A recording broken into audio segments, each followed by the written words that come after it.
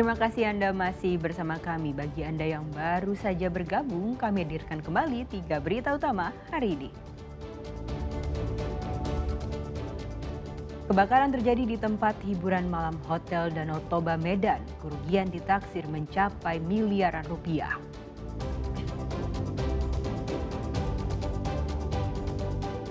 Seorang bapak dan anak laki-lakinya ditangkap aparat Polres Padang Sidimpuan karena diduga mencabuli anak perempuan di bawah umur sejak tahun 2019.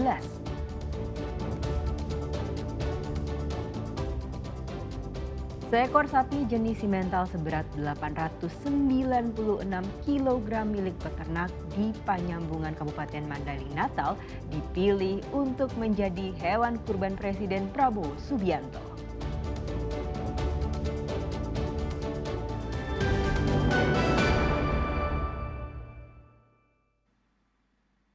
Sineas muda Indonesia akan meluncurkan film mengisahkan Raja Toba Sisingamangaraja ke-12 berjudul The Son of Lion King of Indonesia pada pertengahan 2026.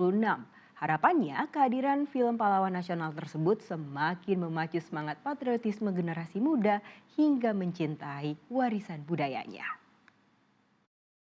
Bius Bakara, wilayah Bius Si Onom Ompu yang dikelola 6 marga raja.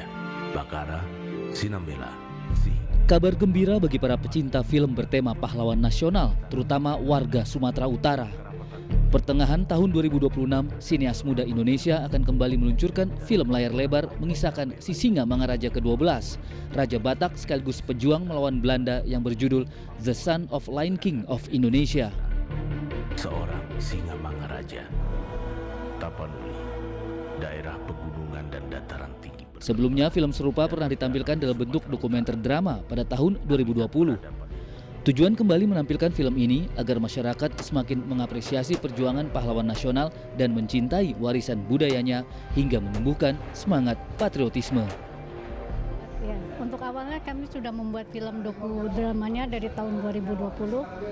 Selanjutnya dari hasil riset dan dokumenter ini, kita akan adakan eksplorasi artefaknya, jejak artefaknya dulu itu ada di Eropa, di Belgia, di Museum Mas, itu kita harus ke sana karena butuhnya sineas melihat replika hasil pasca perang Batak itu kan sempat dijarah di sana. Nah, itu sineas perlu melihat artefak wujud aslinya seperti tadi dari Kementerian Kebudayaan bahwa membuat film sejarah itu harus sesuai dengan zamannya sehingga artefak-artefak itu penting untuk mensupport visualisasi film itu. Jadi proses persiapan dan kita mengadakan konsorsium karena membuat film sejarah ini nggak mudah ya. Tidak ada orang yang agak sulit membuat karena ini spesifik sehingga rencananya memang tahun depan kita akan tayangkan. Mohon doa restunya. Gimana Sisingamangaraja? Pemerintah mendukung inisiatif pembuatan film sejarah, apalagi mengangkat pahlawan nasional ke layar lebar tidaklah mudah. Harapannya, para sinias lain termasuk generasi muda juga terpacu menggarap film kepahlawanan dari setiap daerah di Indonesia. Cerita kepahlawanan itu menjadi sebuah film, saya kira adalah inisiatif yang patut didukung oleh semua pihak. Kita membutuhkan lebih banyak figur-figur pahlawan ya untuk menggali nilai-nilai yang diperjuangkan dan itu bisa transfer ke generasi berikutnya. Jadi kami di Kementerian Komdigi mendukung ya gagasan ini dan mendorong juga lebih banyak generasi muda untuk bisa mendalami sejarah.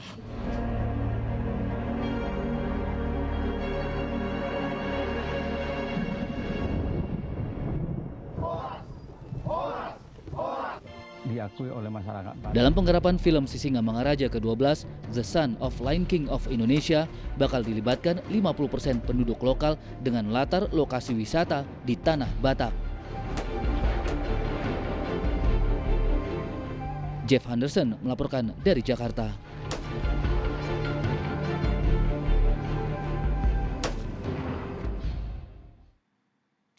Seekor sapi jenis simental milik peternak di Panyambungan Kabupaten Mandailing Natal dipilih untuk menjadi hewan kurban Presiden Prabowo Subianto.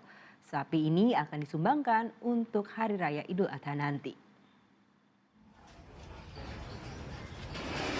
Inilah Dakar, sapi korban seberat 896 kg milik seorang peternak di desa Panyambungan Tonga, Kecamatan Panyambungan, Kabupaten Mandailing Natal.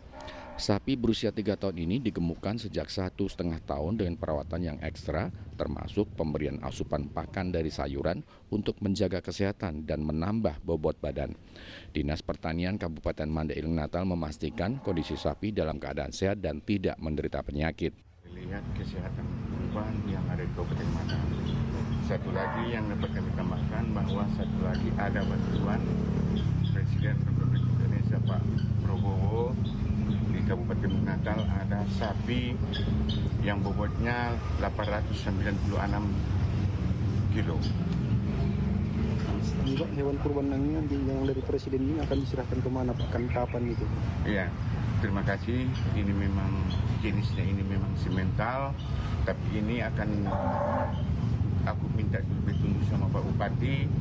Kebetulan Pak Bupati di luar kota, nanti saya minta arahan bagaimana nanti akan diserahkan. Hewan kurban ini terus dipantau oleh Dinas Pertanian setempat. Yan Asmara melaporkan dari Kabupaten Mandailing Natal.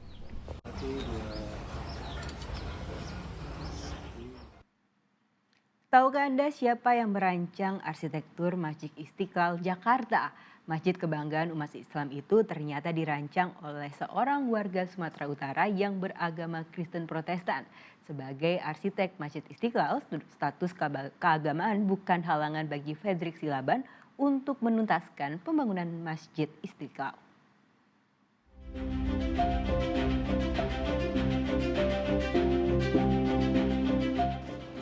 Mayoritas masyarakat Indonesia, terutama umat Islam, pasti mengenal Masjid Istiqlal Jakarta.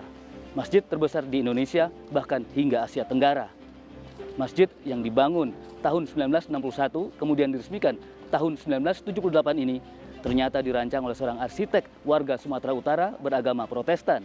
Siapa dia? Almarhum Fredrik Silaban. Saya akan mengajak Anda mengenal si arsitek Masjid Istiqlal, almarhum Fredrik Silaban, dengan mengunjungi kediamannya di wilayah Bogor, Jawa Barat.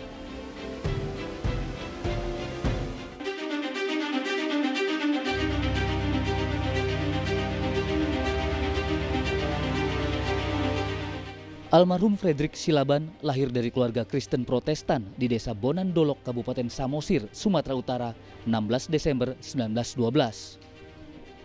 Mendiang Fredrik menempati rumah di Bogor, Jawa Barat, sejak bekerja di Dinas Pekerjaan Umum Bogor zaman penjajahan Jepang tahun 1942.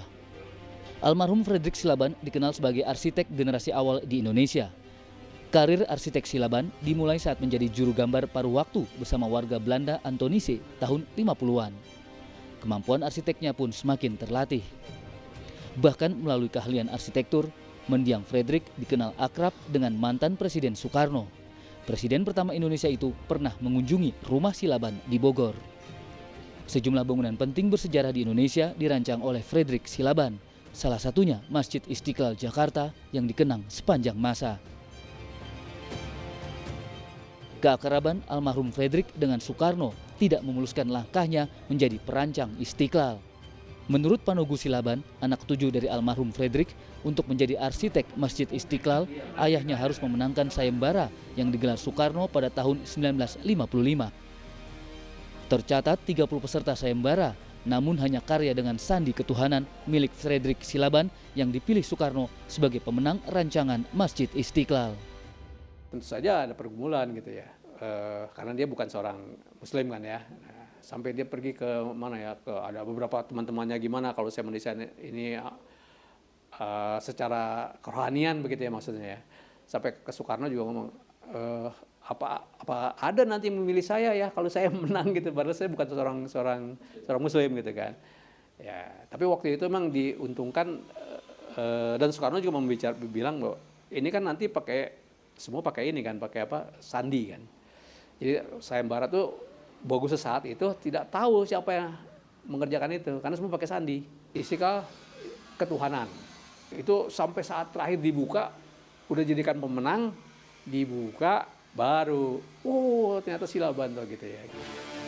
Sebagai penganut Kristen Protestan dan anak pendeta, mendiang Fredrik sempat mengalami pergolakan batin hingga muncul kontroversi merancang Masjid Istiqlal. Almarhum pernah berdoa kemudian berkonsultasi dengan sejumlah pihak mengatasi konflik batin dirinya. Dia sampai pernah berdoa itu, doanya kalau saya tidak diperkenankan menang untuk proyek ini, Istiqlal ya, bikin saya sakit supaya saya nggak bisa kerja, nggak bisa gambar gitu. Tapi kenyataan dia bisa gambar menyelesaikannya dan akhirnya menjadi pemenangnya. Dia memenangi itu, tentu saja itu juga kontroversi, membuat reaksi-reaksi yang macam-macam kan. Bagaimana nih seorang Kristen bikin ini, gini. Sampai satu saat ada salah seorang pangeran Arab Saudi ya, saya nggak tahu. Tapi ini menurut cerita dia begitu. Dia melihat desainnya, melihat ininya, langsung dia bilang, siapa yang desain ini? Ini jenius sekali katanya. Nah sejak itu orang-orang itu agak menerima jadinya ya. Status keagamaan bukan halangan Fredrik menuntaskan pembangunan Istiqlal, termasuk saat peralihan rezim Soekarno ke Presiden kedua Soeharto. Toga Silaban, anak ke-9 dari almarhum Fredrik, menjelaskan ayahnya tidak hanya perancang, tapi juga dipercaya sebagai wakil kepala proyek Istiqlal di era Soeharto. Waktu peralihan itu kan pasti banyak yang susah hidupnya itu loh.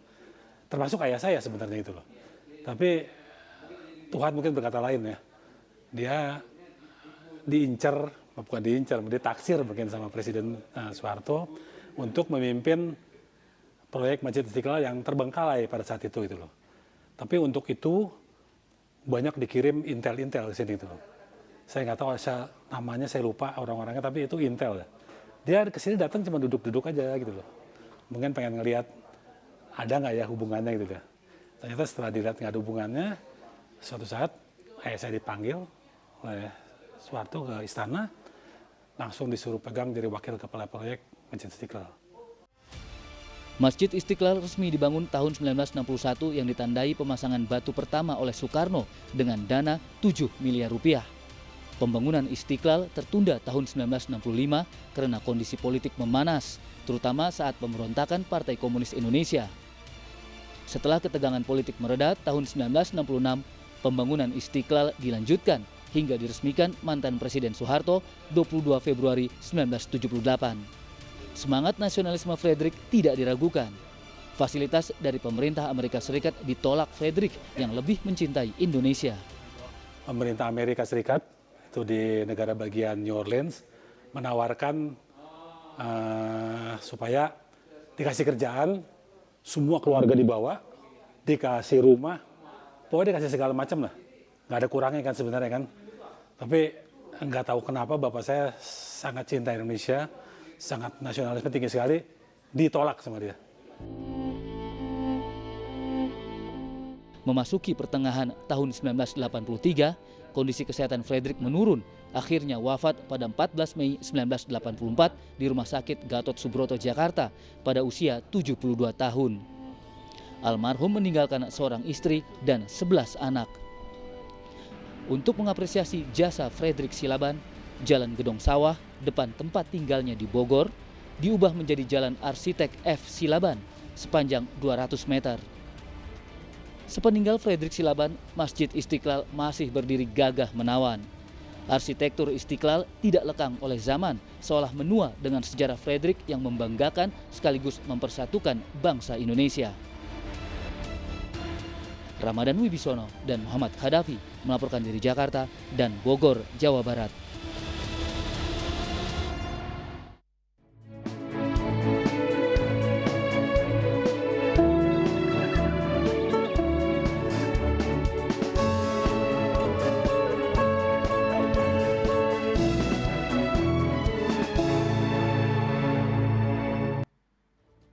Laporan tersebut mengakhiri berita Smooth hari ini. Jangan lupa pastikan Anda subscribe channel YouTube Liputan 6 SCTV Daerah. Saya Nadia Kartika berterima kasih atas perhatian dan kebersamaan Anda. Selamat beraktivitas dan sampai jumpa.